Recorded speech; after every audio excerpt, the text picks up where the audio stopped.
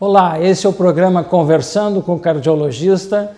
Estamos hoje aqui com o Dr. Paulo Freitas, cirurgião geral e do aparelho digestivo, formado pela Universidade Federal do Rio Grande do Sul e com residência médica no Hospital de Clínicas de Porto Alegre, da Universidade Federal do Rio Grande do Sul.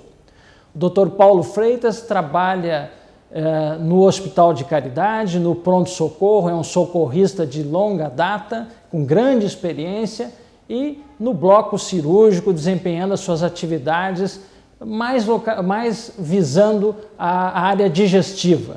Dr. Paulo Freitas, é um prazer tê-lo aqui conosco na sede do ICOR, aqui no Hospital de Caridade, e nós gostaríamos de saber de ti há quanto tempo você trabalha na área de pronto-socorro. Arnoldo, prazer estar aqui contigo, obrigado pelo convite. Eu trabalho em pronto-socorro há mais ou menos 20 anos. Em 1990 eu comecei a trabalhar aqui no Hospital de Caridade como plantonista e de lá para cá trabalhando sempre com plantões durante toda a semana. E o que isso aí deixa a gente com um pouco de experiência em urgências, né? Porque na realidade em Santa Maria, naquela época que a gente iniciou em 90, o único pronto-socorro de verdade era aqui no Hospital de Caridade. O Hospital Universitário praticamente não funcionava como pronto-socorro, é de uns anos para cá que ele está funcionando. E na época, depois que foram surgir esses plantões da prefeitura, da Unimed, mas na realidade o de verdade mesmo, que sempre foi pronto-socorro, com estrutura de pronto-socorro, foi aqui no Caridade. Então, em torno de 20, 22 anos que eu estou nessa lida de emergência. Paulo, nós da cardiologia, né, nós temos um interesse muito grande no diagnóstico diferencial de dor torácica. Há muitos anos atrás, nos Estados Unidos, surgiram os centros de dor torácica, os Chest Pain Center, em 1960, 1961. Isso veio revolucionar a abordagem da dor torácica. E dor torácica, os pacientes se referem, são dirigidos ao pronto-socorro. E nós sabemos que um determinado percentual de pacientes com dor torácica podem ser pacientes com infarto agudo do miocárdio.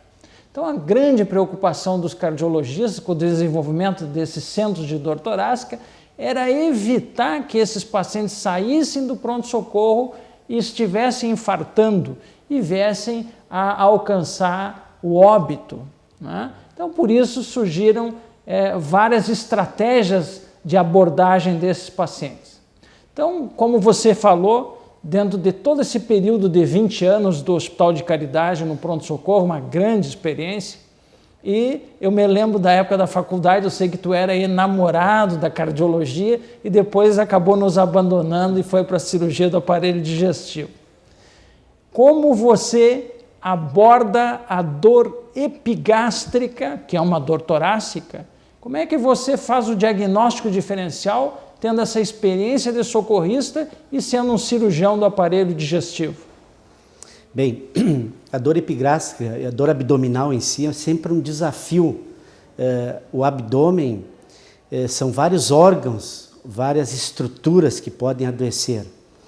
E a dor epigástrica, se tu se lembrar da histologia, nosso professor de histologia, eu acho que era o Dr. Pedro Goulart. Pedro Goulart. Excelente professor.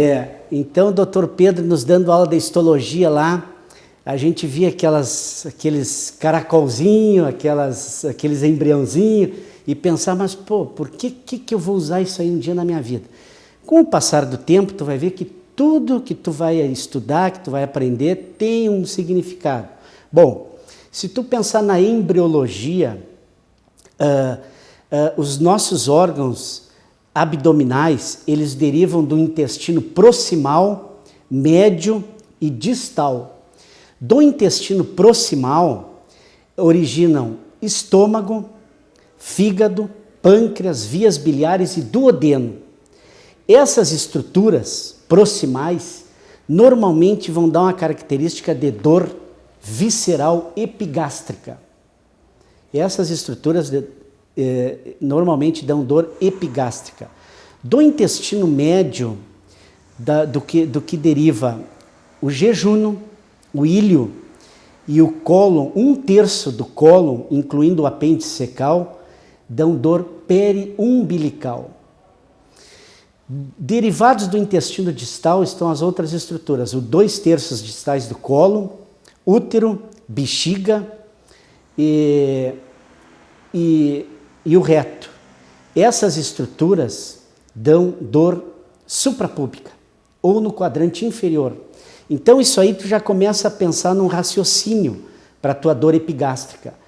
Quando tu recebe um paciente com dor epigástrica, tu tem são os órgãos do andar superior do abdômen que normalmente estão acometidos. Então, raciocinando, pode ser uma pancreatite, pode ser uma úlcera do adenal, uma úlcera gástrica, uma colicistite. A colicistite normalmente nos confunde começa com dor epigástrica, depois ela vai se localizar no hipocondríaco e às vezes, como tu deve saber, vários casos interna como angina acaba sendo uma colicistite ou ao contrário, também pode se tu achar que é cólica biliar e dali a pouco é uma angina.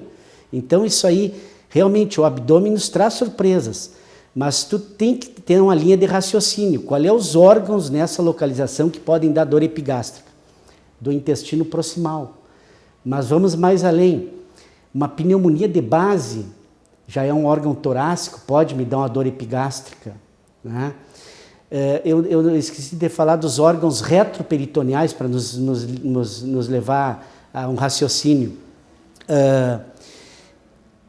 Cólica renal, um ureter, uma aorta, um aneurisma de aorta dá dor dorsal, que aí é um órgão retroperitoneal.